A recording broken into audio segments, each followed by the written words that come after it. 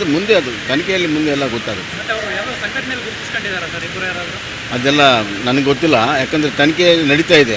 ತನಿಖೆಯ ಸಂದರ್ಭದಲ್ಲಿ ಬಹಿರಂಗ ಮಾಡೋದು ಕಷ್ಟ ಆಗ್ತದೆ. ತನಿಖೆ ಆಗಲಿ, ಆಮೇಲೆಲ್ಲವೂ ಕೂಡ ಬರ್ತದೆ ಆಚೆ, ಯಾವ ಸಂಘಟನೆಗಿದ್ದಾರೆ ಯಾವ ಸಂಘಟನೆ ಇಲ್ಲ ಅನ್ನುವಂಥದ್ದು. ಅಲ್ಲಿ ಹೋಗ್ತಾ ಇದ್ದೀನಿ, ಆ ಪರಿವಾರ ಜೊತೆಗೆ ಮಾತನಾಡಿದ ಮೇಲೆ ಅಲ್ಲಿ ಪರಿಹಾರ ನಿರ್ಧಾರವನ್ನು ಮಾಡ್ತಾರೆ.